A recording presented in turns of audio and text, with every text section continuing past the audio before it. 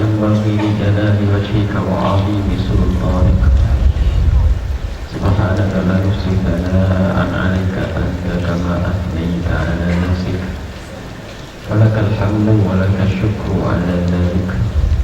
اللهم صل وسلم على حبيبنا وشافينا ومولانا سيدنا محمد وعلى آله المطهرين وأصحابه الطيبين والتابعين بإحسان إلى يوم الدين. اللهم يا ربنا ارزقنا الأدب بك وبرسولك وبمشايخنا وبوالدنا وبإخواننا إنك أنت على كل شيء قدير. واخسرنا يوم القيامة مع زمرة حبيبك سيدنا محمد وتحت لوائه. اللهم يا ربنا ارزقنا التوبة قبل الموت والشهادة عند الموت والجنة بعد الموت. أما بعد, yang kami cintai, yang kami muliakan para guru-guru mulia, warisnya Nabi Sallallahu Alaihi Wasallam, dan juga yang kami cintai wasiatnya Rasulullah, para santri, para siswa.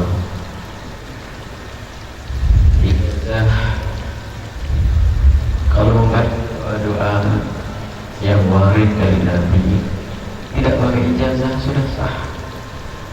Seperti Ratibul Haddad, karena itu semua adalah hadis-hadis dari Nabi Sallallahu Alaihi Wasallam. Akan tapi diadakannya ijazah seperti kebiasaan para salaf adalah untuk menyambung, sambung sana. Kalau bukan hadis Nabi kemudian kita amalkan, hak dan dosa. Membaca kitab Adhkar ya Imam Nawawi, ada doa lalu kita baca, sah dan hak. Akan tapi kebiasaan memberikan ijazah ini adalah tradisi mulia yang dibangun dan hanya ada di dalam Islam. Bukan sekedar sambung ilmu, akan tapi ternyata itu adalah ada makna sambung hati. Bukan sekedar sanad ilmu, akan tapi sanad ma'nawi dari seorang guru dengan murid. Bahkan bukan seorang guru dengan murid, kadang-kadang dengan sahabat dengan sahabat. Dan di sini mungkin ada sebagian adalah orang yang sangat pantas untuk menjadi guru kami. Akan tapi kami memberikan ijazah yang sebetulnya dalam istilah diberi ijazah saja kami ini apakah pantas? Ya. Akan tapi demi menyambungkan tradisinya para salafun salih, maka kami akan memberikan ijazah membaca kitab, membaca Ratibul Haddad yang kami punya sanad sambung sampai Sayyidina Imam Haddad rahimahullah ta'ala. Dan juga di situ nanti ada Wirdul Fatih yang di situ adalah kumpulan daripada ijazah-ijazah yang kami ambil dari guru-guru mulia. Dan ini tidak bertentangan dengan siapapun yang sudah mempunyai thariqah, yang sudah mempunyai wirid dikir-dikir bersama thariqah yang telah diikuti, apakah thariqah Qadiriyah, Naqsyabandiyah, Syadziliyah, Rifaniyah, Tijaniyah atau yang lainnya, tidak bertentangan. Karena ini adalah zikir yang diajarkan Nabi Sallallahu Alaihi Wasallam. Dan hendaknya kita semuanya punya zikir, khususnya para santri. Hanya untuk para santri tidak perlu banyak-banyak wiridnya, sebab wiridnya para santri adalah membaca kitab. Wiridnya para santri adalah membaca kitab, murajaah kitab. Baca wirid, jangan terlalu banyak dulu, karena dituntut untuk tapi harus ada zikir. Karena itu yang menyejukkan hati. Ada waswas qalbiyah. Waswas qalbiyah ada bisikan-bisikan di hati yang tidak baik, itu diusir dengan zikir kepada Allah Subhanahu wa taala, dengan baca wirid-wirid itu. Kalau godaan secara fisik lahir mungkin bisa kita pukul. Ada orang mengganggu, kita pukul. Akan tapi di saat gangguan itu dari sesuatu yang tidak terlihat, waswas dari syaitan menjadikan seorang suudzon, prasangka buruk kepada manusia lain, maka bisa dihapus dengan zikir dan wirid. Dan hendaknya kita upayakan rumah-rumah kita harus ada zikir dan wirid. Baik, harus ada zikir dan wirid, harus ada. Minimal seperti kita baca Rotibul Haddad di hadis maghrib, kemudian setelah itu betul latif, atau punya zikir selama ini yang harus kita tekuni, apa membaca shalawat Nabi 100, 300, 400, atau berapa. Kita harus punya wirid-wirid yang rutin. Istiqomahnya itu yang mengandung yang akan mendatangkan sifat. Baik dari itu, maka kami seperti yang telah kami ambil ijazah dari guru-guru mulia. Kami mengambil ijazah ini dari guru-guru mulia, dimulai dari Al-Habib Abdullah bin Muhammad Badrun, kemudian juga Habib Idrus bin Umar Al-Kaf, dan juga telah mengambil dari guru-guru yang ada di tarikh dari para masyayikh, Syekh Muhammad Al-Khatib, Syekh Muhammad Ma'udun, dan juga Habib Salim Al-Syatiri, dan juga dari Habib Umar bin Habib, dan juga para habaib-habaib yang lainnya. Maka seperti yang telah kami ambil ijazah dari guru-guru mulia, maka kami ijazahkan kepada semua yang hadir di sini untuk mengamalkan Rotibul Haddad dan semua zikir-zikir yang pernah kami ambil dari guru-guru mulia.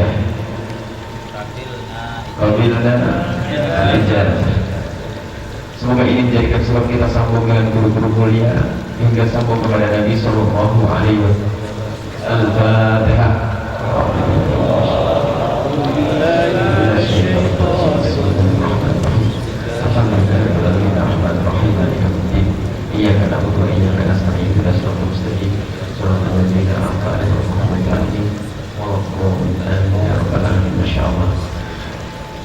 Baik, kita lanjutkan kepada para guru mulia dan juga anak-anakku semuanya, para santri yang telah berkumpul di sini. Yang pertama, bersyukurlah kepada Allah di zaman seperti ini. Kalian dimudahkan oleh Allah untuk berkumpul di tempat mulia. Wahai anak-anakku semuanya, syukuri nikmat ini. Allah telah mengumpulkan kalian untuk bisa berkumpul di pondok pesantren, dan ini nikmat besar. Sebab keadaan di luar sana adalah keadaan yang sangat mengerikan. Pergaulan di luar sana mengerikan. Kerusakan di luar sana sudah kerusakan yang sungguh luar biasa. Maka sungguh bagi siapapun yang telah dimudahkan oleh Allah untuk tetap di pondok pesantren, maka ketahuilah ini termasuk hamba yang dipilih oleh Allah, sehingga kehidupannya terjaga sehari-harinya penuh dengan beribadah, zikir, membaca ilmu dan seterusnya. Maka syukur ini harus betul-betul kalian hadirkan setiap saat dan harus kalian renungi. Ini nikmat besar dari Allah, ini nikmat yang agung dari Allah Subhanahu wa Ta'ala. Jangan sampai nikmat ini dicabut oleh Allah dari kita, kemudian tiba-tiba kita diletakkan di sebuah tempat yang di situ kita terancam dengan kemaksiatan. Saat ini, masya Allah, pergaulan luar biasa di luar sana. Maka wahai anak-anakku semua yang sudah tinggal di pondok pesantren, bersyukurlah dan jangan sampai lupa setiap saat manjatkan syukur. Ya Allah, puji syukur kepadamu ya Allah. Sampaikan kepada Allah. Hadirkan makna itu. Ya Allah, puji syukur kepadamu ya Allah, telah Engkau pilih kami untuk bisa tinggal di pondok pesantren ya Allah. Syukuri makna ini dan ungkapkan terus setiap saat. La in syakartum la azidannakum, agar Allah terus menambahkan kenikmatan, sehingga kalian di sini benar-benar bermanfaat untuk diri kalian dan telah bermanfaat untuk bangsa. Maka mensyukuri ini paling penting. Jangan sampai ada orang tinggal di pondok, gelisah, atau pikirannya pengen keluar dan sebagainya. Kasihan dia. Suatu ketika ada salah satu sahabat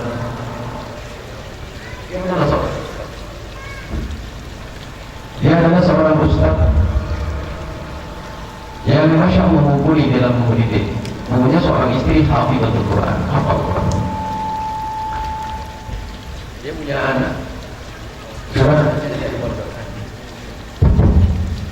anaknya tidak dipondokkan karena ingin dididik di rumahnya sendiri.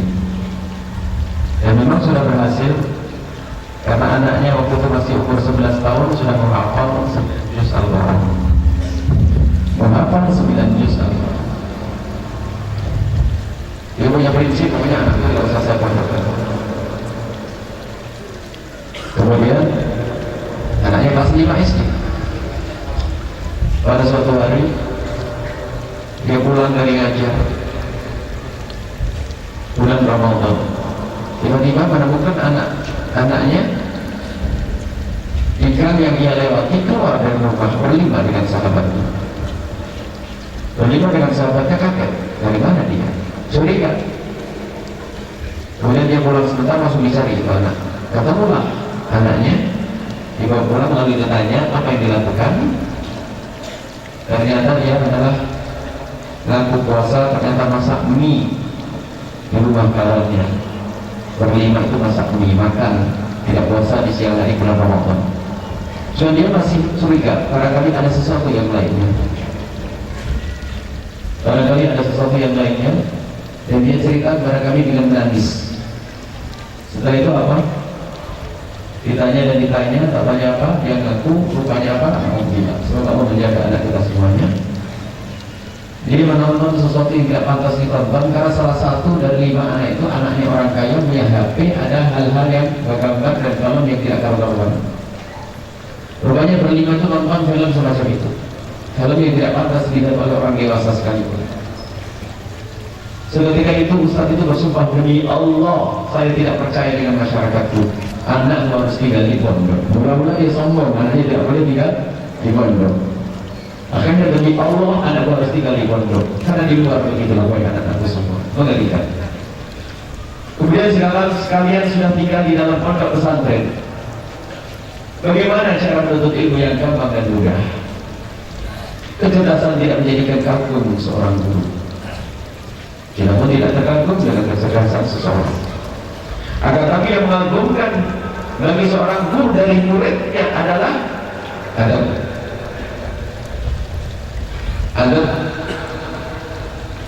Adab ini adalah ada 2 hal yang harus kalian pahami. Untuk mendapatkan ilmu yang manfaat dari guru-guru mulia kalian adalah 2. Yang pertama adalah adab, yang kedua adalah mahabbah.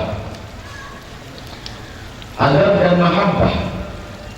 Adab itu meletakkan dirimu sebagai seorang santri, tawadhu kepada guru. Tata krama, sopan santun dengan hati, bukan sekedar sopan santun dengan perilaku lahir. Jadi kalian harus punya adab kepada guru, tata krama kepada guru, dan ini adalah sebab kunci untuk mendapatkan ilmu yang manfaat. Dan adab ini adanya hanya di dalam pondok pesantren, alhamdulillah. Sudah ada, tapi kalau sudah pendidikan di luar pondok pesantren, kekurangan ajaran itu sudah biasa. Apalagi kampus dan seterusnya, yang kampus bukan dibangun oleh pondok. Ada hubungan guru dengan murid itu hanya hubungan sesaat di saat dia berada di kelas. Tidak sampai hubungan itu terus terjalin sampai di luar sana, tidak. Makanya semakin seorang anak itu punya adab yang mulia, adab yang tinggi, akhlak yang mulia kepada gurunya, maka sangat mudah untuk mendapatkan ilmu. Adab. Kemudian yang kedua adalah mahabbah. Mahabbah, kecintaan kepada guru. Adab dan mahabbah digabungkan nanti dengan cara pandang seorang murid kepada guru. Mencintai. Dan mencintainya seorang murid kepada guru ditandai dengan seringnya seorang murid itu mendoakan gurunya, mengingat gurunya dengan doa-doa, berprasangka baik kepada sang guru, mendoakan guru. Sekarang kita perlu bertanya dengan diri kita sendiri, berapa kali kita mendoakan guru kita?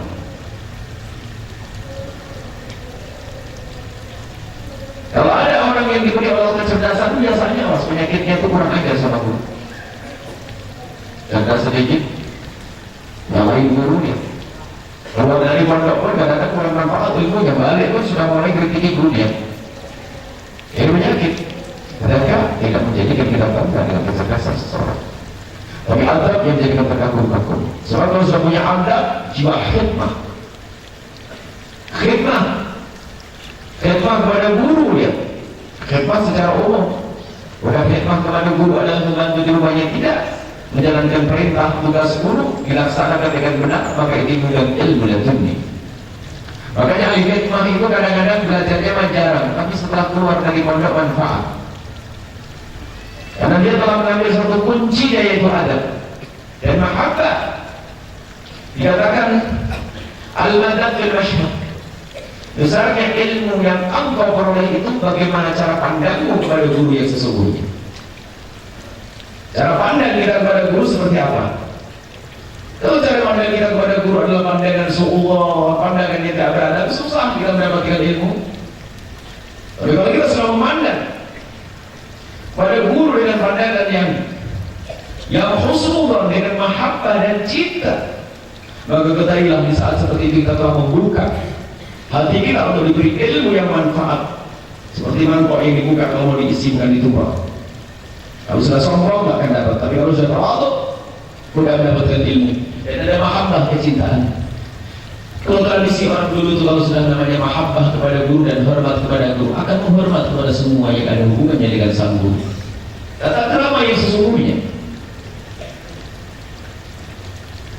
tata krama yang sesungguhnya bukan bahasa basi, bukan, tapi dari hati. Sebab kalau bahasa basi itu kadang-kadang kita tuh berakhlak kepada sang guru hanya karena gak enak sama yang lainnya. Bukan itu, karena aku berakhlak kepada guruku, bertata krama dengan guru, kewajibanku patuh dan tunduk kepada guru. Imam Ali pernah berkata, ana abdu man 'allamani wa harfan. Aku akan menjadi hamba orang yang telah mengajari walaupun satu huruf. Artinya apa? Kita harus siap menjadi budaknya, seolah seperti itu. Ini kunci. Dan itu hanya di dalam pondok pesantren, di kampus tidak ada yang demikian itu.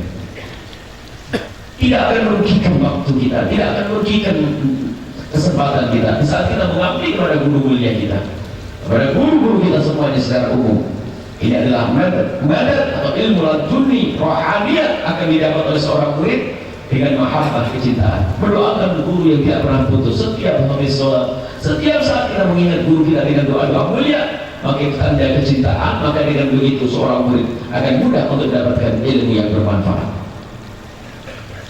Kita perlu memperdalam pembacaan seperti kitab Ta'lim Ta'lim yang selama ini sudah banyak ditinggalkan oleh orang. Bagaimana akhlak menuntut ilmu, bagaimana tata krama seorang murid. Sebab zaman berubah dia. Informasi yang diperoleh oleh seorang murid dari luar, pergaulan yang diabaikan dan dibawa ke pondok menjadikan dia tidak adab kepada gurunya. Tidak. Kalau orang tidak punya adab dan tata krama kepada gurunya, tidak akan mendapatkan ilmu yang manfaat. Jadi ini paling utama, wahai anak-anakku, di saat kalian menuntut ilmu, hendaknya kalian tata hati kalian untuk bisa bertata krama, beradab kepada guru-guru. Guru itu penting yang menuntut kita untuk bisa sampai kepada Allah. Jadi perlu kita mencari guru yang mempermudah kita untuk menuju kepada Allah. Dikisahkan pada zaman Nabi, ilmu tidak cukup dengan akal. Awas, jangan sok sombong dengan akal kita. Tidak cukup orang mendapatkan ilmu dengan akalnya saja, tidak. Tapi harus ada nur yang dititipkan oleh di hati seorang hamba. Dan nur itu diambil dari guru hingga sampai ke Rasulullah SAW. Maka ini sangat itu penting ilmu itu. Kita berguru dengan siapa? Suatu ketika ada orang datang kepada Rasulullah, ya Rasulullah, saya punya kebiasaan jelek. Kebiasaan jelek, zina. Alhamdulillah, semoga Allah menjaga kita dari zina. Aku ingin tobat ya Rasulullah.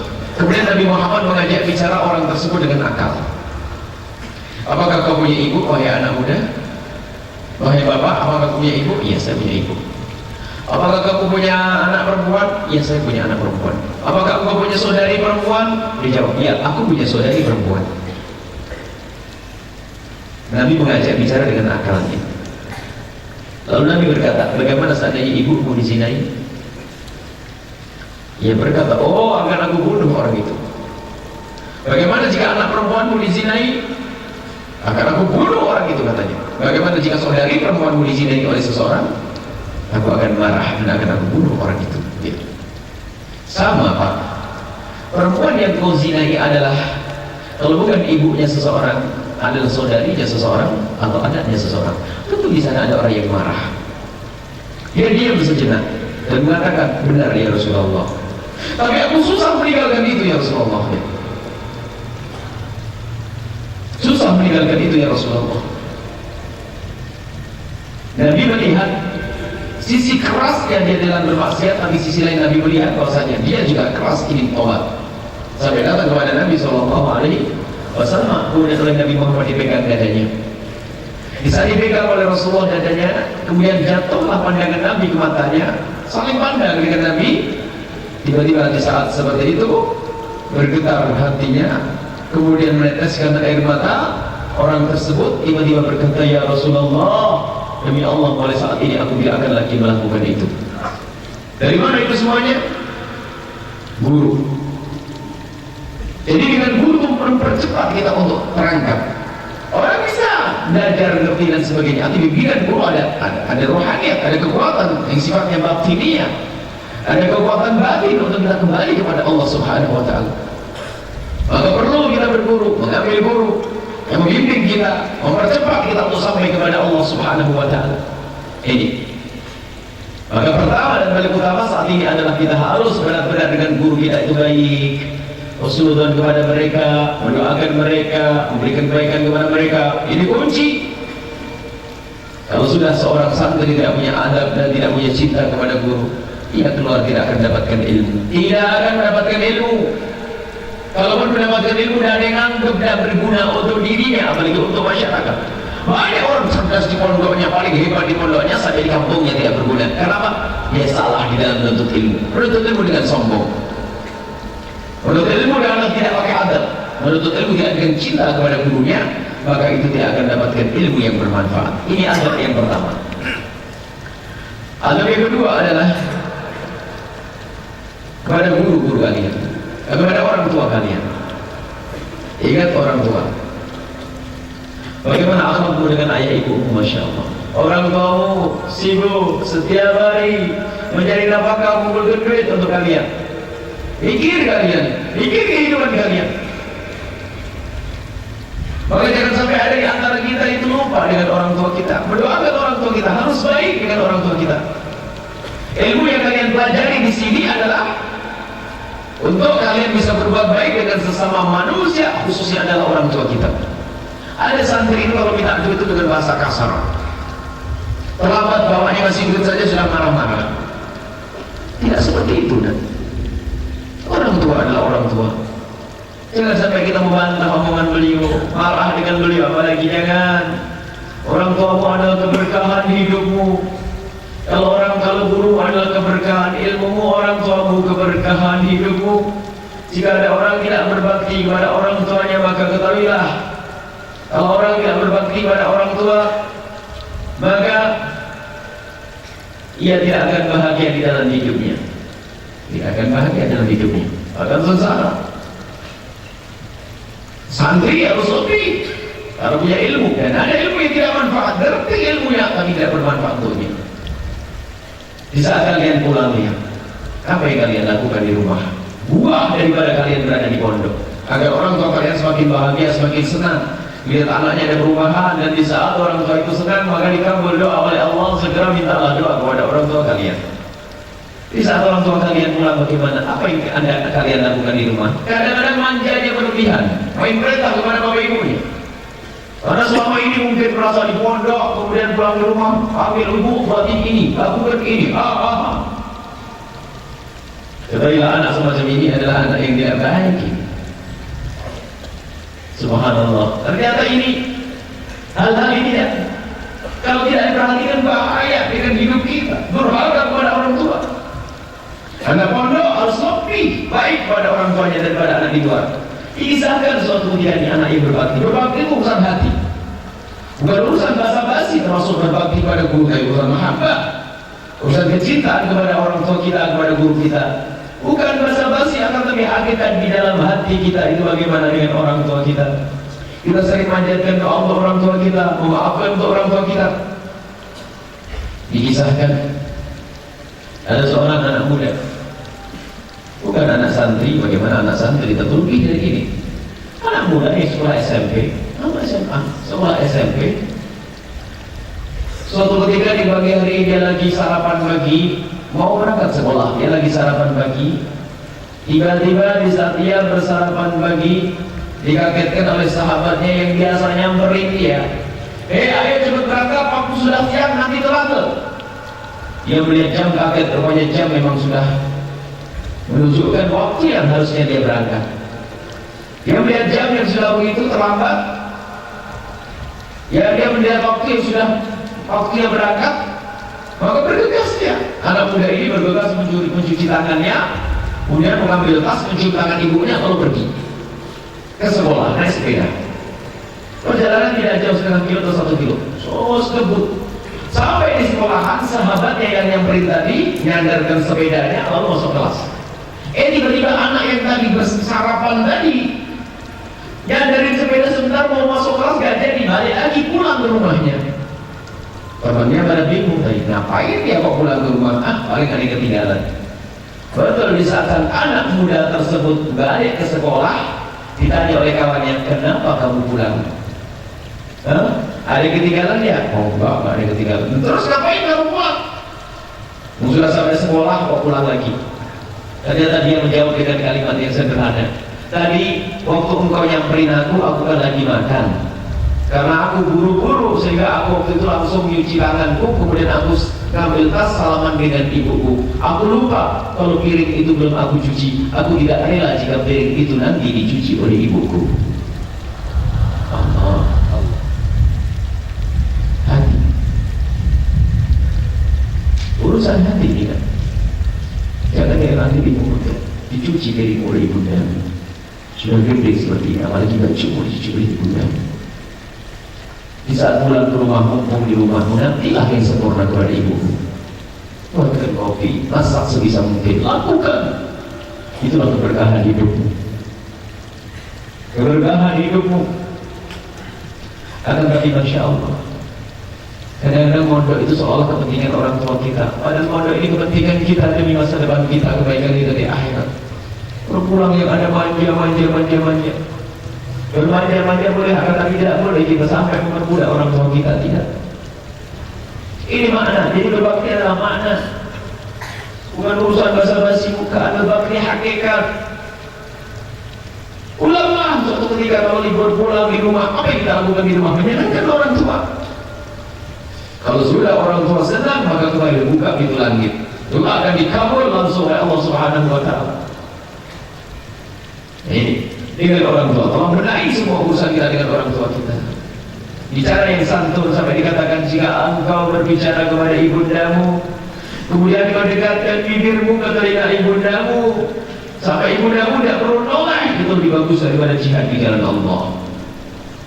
Kalau seandainya ibundamu berbicara, engkau dekatkan telingamu di bibir ibundamu sampai ibundamu tidak perlu mengangkat suara. Oh, seperti jihad di jalan Allah. Kadang ngomong sama ibunya teriak-teriak, dari mana akhlak? Orang di luar saja tidak pantas, apalagi seorang santri. Dengan ibunya, dengan ayahandanya. Pandang mereka dengan kasih sayang dan cinta. Pandang tangannya yang dasar dalam cari nafkah untuk kita. Kulitnya yang keriput. Bahkan sudah banyak berubah kulitnya karena kita terik matahari setiap hari mencarikan uang, mencarikan makan untuk kita. Dan kita disuruh pondok saja, ternyata sampai di pondok malas, tidak belajar serius. Apakah ini tidak bentuk durhaka yang halus yang tidak pernah dilihat, tidak pernah dirasakan? Jangan sampai kita melakukan sesuatu yang menjadikan orang tua kita marah. Ya ini termasuk bagian daripada bagaimana kita mendapatkan ilmu yang bermanfaat. Jadi orang tua kalian harus kalian perhatikan. Guru orang tua luar biasa. Ini kunci, jangan main-main dengan hal yang demikian ini. Ada orang betul katanya belajar cerdas, pintar segala macam, tapi ternyata pada akhirnya dia adalah orang yang sengsara di dunia dan di akhirat. Kalau ada orang yang durhaka kepada orang tuanya, maka akan dihukum oleh Allah di dunia sebelum di akhirat. Kullu dhanbin yu'akhirullahu 'uqubatahu yawmal qiyamah ila uquqal walidaini fa inna Allah yu'ajjilu fid dunya qabla al-mamat. Semua dosa itu akan Allah tunda nanti di akhirat, kecuali durhaka kepada orang tua akan didahulukan hukumannya di dunia sebelum di akhirat. sebelum di akhirat. Kenapa kita harus mengangkat suara dengan orang tua? Selalu perlu koreksi diri. Jadi tidak ada hubungannya dengan ilmu, tapi hubungannya dengan keinsafan. Ada orang banyak ilmu ternyata bukan tambah baik, tidak tambah baik pada orang tua. Bukan urusan ilmumu, akan tapi urusan kesadaranmu akan kemuliaan. Orang banyak ilmu tak banyak yang jahat sama orang tua. Man izdada ilman wa lam yazdad hudan lam yazdad min Allah illa bu'da.